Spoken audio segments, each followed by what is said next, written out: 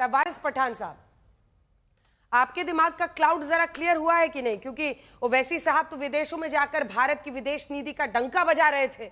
अब प्रधानमंत्री नरेंद्र मोदी की जब 35 मिनट बातचीत हुई है और विदेश सचिव बता रहे हैं कि साफ कहा गया है मध्यस्थता नहीं, कोई ट्रेड डील नहीं हुई है, भारत ने तय किया है, पाकिस्तान के डीजीएमओ ने कॉल किया था और पीएम ने न्योता ठुकराया है। आपको आश्वस्त हुए या नहीं मिस्टर पठान?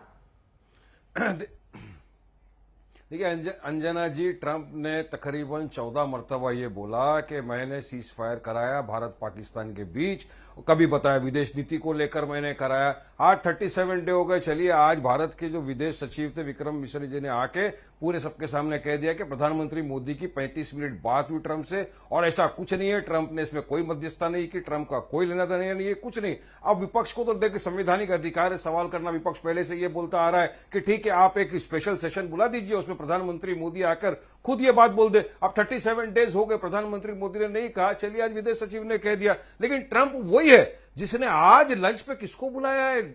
अंजना जी, आप तो खुद बोलो ना, सब गए थे, जो बाहर भारत का डेलीगेशन गया था अमेरिका में भी, वहां भी समझाया गया है कि पाकिस्तान किस तरह आतंकवादियों को समर्थन दे रहा है, किस तरह से पाकिस्तान ने पहलगाम किया। और असीम मुनीर वही इंसान है जिसके अल्फाज के, जिसके बयान के बाद पहलगाम का अटैक हुआ है, जिसमें हमारे 28 के करीब बेगुनाह बेकसूर पर्यटकों को मार दिया गया। आज अगर ट्रंप उसको बुलाकर लंच दे रहा है जिसमें प्रेस अलाउड नहीं है, तो क्या क्या मैसेज दिया जा रहा है? तो भारत की जो अपनी विदेश नीति है उसके बारे में हम क्या कहेंगे? और ट्रंप यही है, वो जब इसराइल को भी सपोर्ट कर रहा है। इसराइल ने ईरान के ऊपर जंग बोल दिया, आपको पता है ना। इसराइल ने जब जंग डिक्लेयर किया था क्या कहा था? न्यूक्लियर प्रोग्राम के लिए कर रहा है। बाद में कहा कि वहां के जो नेता है उनको असिस्टेंट करने देगा। अब इसराइल फिर से अपनी ऊंची हरकतों पर आके सिविलियन को मार रहा है, पत्रकारों को मार रहा है, जर्नलिस्ट को मार रहा है। आप ही की तरह एक जर्नलिस्ट वहां पर पढ़ रही थी न्यूज, उसके ऊपर बम कर दिया वहां पर, वो उठ के भागी अल्लाह अकबर बोल के। आपका एजेंडा आ गया। बोली आपको पता करना चाहिए कि ट्रंप की ताकत है। ट्रंप को ताकत अगर है तो इसराइल को सवाल करे। मेरा एजेंडा सिंपल है, अगर इसराइल को ट्रंप सपोर्ट कर रहा है, हमने ट्रंप को जाके समझाया बार बार कि देखिए भाई, ये सब लोग आतंकवादी लोगों को समर्थन क्यों कर रहे हैं, फिर क्यों बुलाया पाकिस्तान के असीम मुनीर को? बात तो साफ है ना अंजना जी। आप इसराइल और ईरान के बारे में भी तो थोड़ा बात कर ले, जिसको ट्रंप सपोर्ट कर रहा है इसराइल को। इसराइल ने क्या किया? एनपीटी को साइन नहीं किया। इसराइल ने आईईए वाले को अलाउड नहीं किया अपने यहां पर, जबकि ईरान के पास तो न्यूक्लियर वेपन भी नहीं है, इसराइल के पास तो न्यूक्लियर वेपन है। तो इसराइल को सवाल क्यों नहीं करता ट्रंप? क्यों बुलाता असीम मुनीर को? और क्यों प्रधानमंत्री खामोश रहते? क्या ही अच्छा होता है कि प्रधानमंत्री खुद आकर देश के सामने बोल देते कि ट्रंप झूठा है, ट्रंप की हर बात झूठी है, ट्रंप से हमारा कुछ लेना देना नहीं है। क्यों हम ट्रंप के सामने खामोश बैठ जाते हैं? अंजना जी, मेरा सवाल सिर्फ ये। और अब आप देखिए ना इसराइल क्या कर रहा है। मंत्रालय बंद कर देना अब इस देश में। वारिस पठान साहब, आपकी और अलका जी की माने तो विदेश मंत्रालय बंद कर दें, विदेश सचिव किसी की ब्रीफिंग ना करे, जो करे प्रधानमंत्री करेंगे। नहीं विदेश पठान साहब, विदेश बात किसने किया फोन पे? प्रधानमंत्री ने किया। प्रधानमंत्री अगर आके बोलते तो क्या ही अच्छा होता, ताकि देश के दिमाग में सुकून मिल जाता, हमको दिल को ठंडक मिल जाएगी।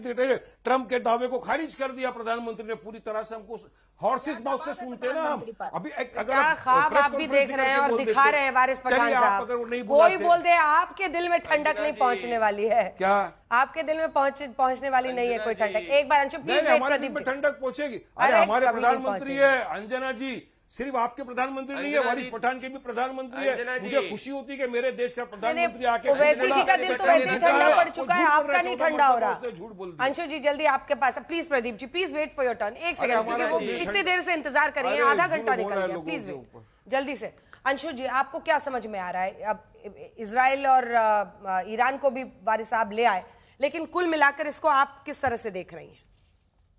अंजना जी, जब देश की विदेश नीति की बात हो तो उसमें किसी पार्टी पॉलिटिक्स को नहीं लेके आना चाहिए, क्योंकि पार्टी का विरोध करते करते देश का विरोध नहीं होना चाहिए। तो मैं पार्टियों के परे भारत की विदेश नीति की बात करना चाहती हूँ।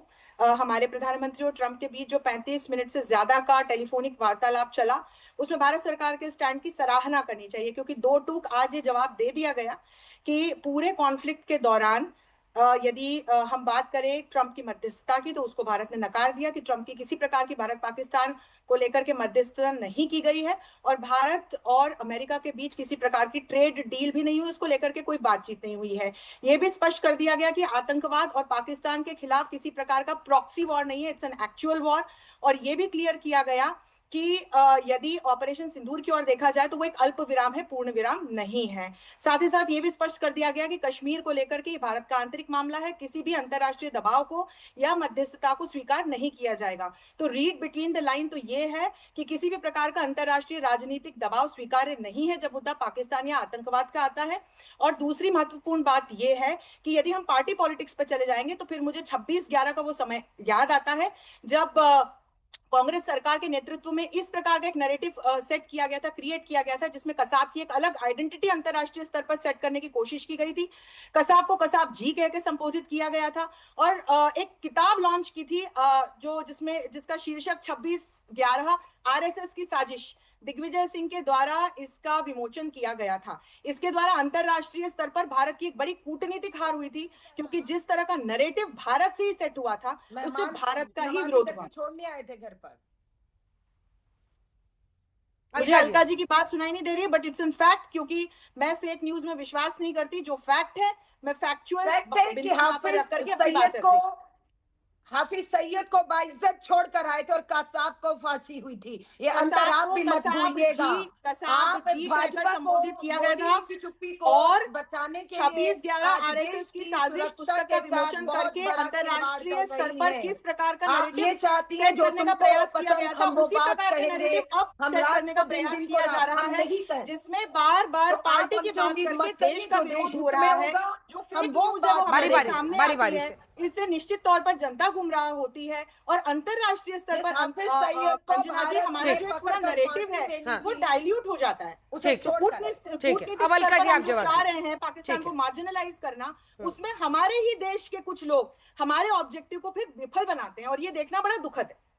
अब बोलने दी अलका जी, इसके बाद आ रही हूँ प्रदीप जी, क्योंकि उन्होंने बोला है ये बात करती है कसाब भूल जाती है ये फेक नहीं है, ये सच्चाई के कसाब को पकड़कर हमने एक फैक्ट करेक्शन कर दूं अलका जी, एक सेकंड टोक रही हूँ, वो हाफिज सईद नहीं था, आप मसूद अजहर की बात कर रही थी। एक्चुअली धन्यवाद, मसूद अजहर को मेहमान बनाकर छोड़कर आए थे, धन्यवाद अंजुना जी, बिल्कुल। लेकिन कसाब को फांसी तो हुई थी ना। पाकिस्तान को जब तक पूरे विश्व में हम लोग कसाब को पकड़कर नहीं साबित कर पाए फांसी नहीं करी, तब तक हमने छोड़ा नहीं था। आपने क्या किया, आपने उसे जहाज में पकड़कर घर छोड़कर आए थे। बाइज्जत ये सच है या नहीं है? प्रधानमंत्री जी शपथ लेते उस पाकिस्तान को बुलाते हैं अपनी शपथ में, फिर 2015 में उनके यहाँ पहुंच जाते हैं, फिर पठानकोट में ISI को जांच के लिए बुलाते हैं, फिर आपके पहलगांव में हमला होता है और आप पाकिस्तान को कहते हैं कि उनके कहने पर हमने सीज फायर किया, हम ये विराम युद्ध, अरे घुस गए थे, सेना घुस गई थी, क्यों पाकिस्तान के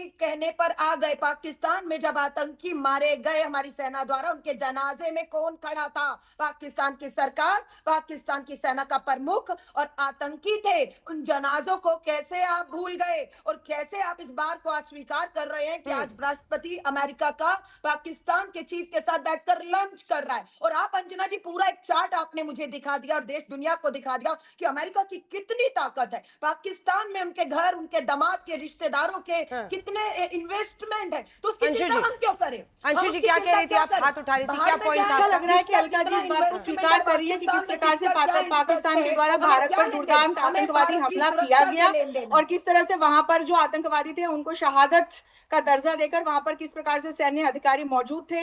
अन्यथा हमने ये भी देखा है कि किस तरह से जब भारत चीन की बात आती है, भारत पाकिस्तान की बात आती है, तो इन्हीं की पार्टी के कुछ जो नेता है, कुछ जो लोग हैं, वो अमन की आशा के साथ अलग अलग देशों में जाकर भारत के ही विरोध में अपने स्वर मुखर करते हैं और इससे जो भारत की आतंकवाद के खिलाफ लड़ाई है पूरे विश्व पर पूरे वैश्विक स्तर पर वो कमजोर होती है। भारत ने ऑपरेशन सिंदूर के जरिए पहली बार एक वेल कैलकुलेटेड, बहुत प्रिसाइज और नॉन एस्केलेटरी पाकिस्तान के 13 आतंकवादी ठिकानों को ध्वस्त करते हुए हमला किया और पूरे विश्व ने भारत की शक्ति को सराहा। भारत की जो होम ग्रोन इक्विपमेंट थी उसकी पूरे विश्व ने चमक और धमक देखी है, इसको अलका जी अस्वीकार नहीं कर सकती हैं। और यदि वो करती हैं तो वो कहीं ना कहीं भारत सरकार की विदेश नीति और भारत सरकार का विरोध करती हुई नजर आती है। कांग्रेस पार्टी 26/11 आतंकवादी हमले में शहीद तुकाराम ओबले की वजह से अजमल कजाब को फांसी मिली थी। कांग्रेस पार्टी का बस चलता तो 26/11 आतंकवादी हमले को आरएसएस की साजिश कह देती। ये हाफिज सईद की बात करेंगी। हाफिज सईद तो कहता रहता है कि कांग्रेस पार्टी के साथ उसने गुफ्तगू करी है। ये बात करेंगे 26/11 के बाद में शर्मल शेख में देश की सोवरेनिटी को बेच के आ गए थे डॉक्टर मनमोहन सिंह और हमसे बात करने वाले।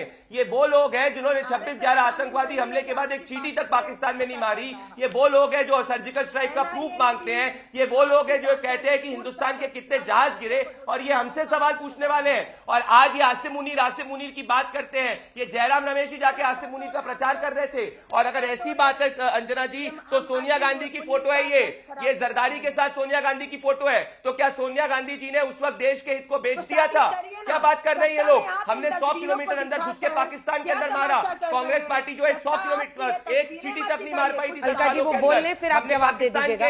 आर्मी बेसिस इन दोनों को दिखा दीजिए और वारिस जी को भी साथ में सही नहीं अंजना जी, मैं इनको 3-3 मिनट तक सुनता हूँ, ये घबरा जाती है और जवाब नहीं देना चाहती है।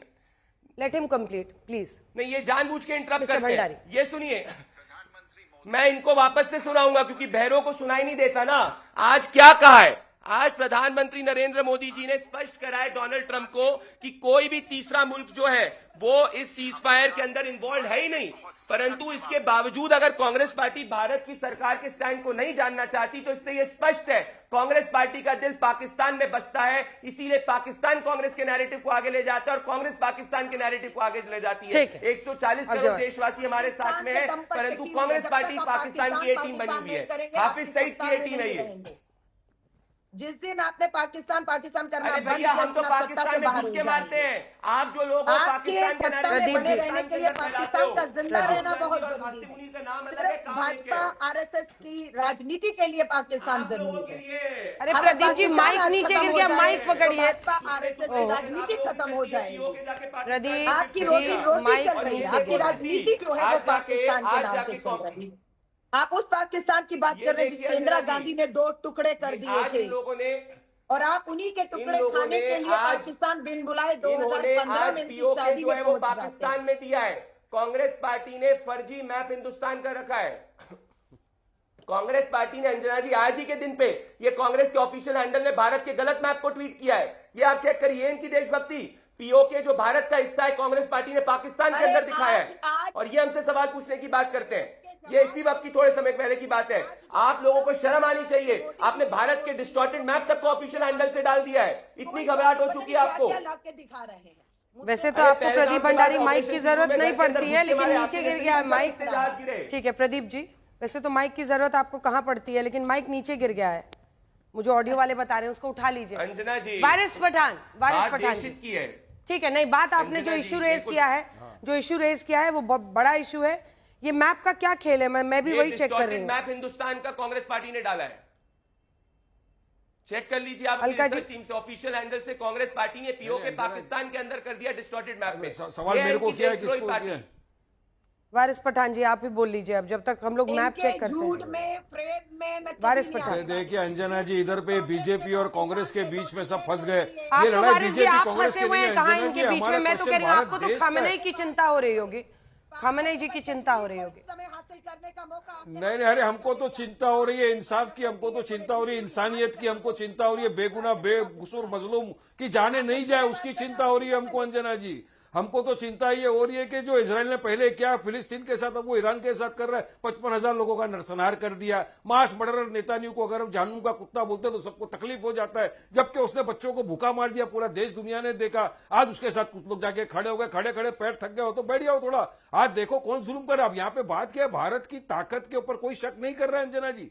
भारत की शक्ति पूरी विश्व ने देख लिया कि किस तरह पहले ही रात में 9 आतंकवादी ठिकानों को नष्ट नाबूद कर दिया, 100 से ज्यादा आतंकवादियों को उड़ा के फेंक दिया। यह सवाल यह है कि जब डोनाल्ड ट्रंप पहले दिन ही आकर 8 बजे ट्वीट कर दिया कि सीज फायर कर दिया, उसी वक्त अगर ये बोल देते ना कि झूठा है, आज ये लफड़ा ही नहीं आता, आज प्रॉब्लम नहीं होता कुछ भी, आज सबको समझ में आ जाता कि सही बात है। उसी वक्त प्रधानमंत्री तो वेरी नेक्स्ट डे जब डोनाल्ड ट्रंप ने बोला कि ट्रेड का नाम लेके हमने सीज फायर किया, उसी वक्त अगर बोल देते तो आज ये लफड़ेबाजी नहीं होती ना। अरे किधर आज आके बोल रहे हो आप 37 बोला डे के बाद तो उसी वक्त, अतुल आपने कपूर सुना तो बचेंगे नहीं। उसके बाद आप तो ऑल पार्टी मीटिंग अरे, नहीं लगा रहे फॉरेन हो। वो जो मिनिस्ट्री डेलीगेशन ने के जाके बोल के आया मिनिस्ट्री अमेरिका होगा। में वही पाकिस्तान की सरकार का पोल स्टैंड खोल होता है, दिया, ऐसी पूरे डिप्लोमेसी विश्व होती में है। पाकिस्तान की पोल खोल दिया, उसके बाद ट्रंप बुला रहा है उसको खाना खिला रहा है, कितनी बुरी बात है। वो सेल्फ प्रोक्लेम फील्ड मार्शल बन गया जब अरे जनरल वो का तो उसने बुला रहा है, इतनी बड़ी खाना बकवास खिला कर रहा है, तो दिया था आप भी जिसकी जाके वजह से बिरयानी पहलगाम खाते हो हो गया। कई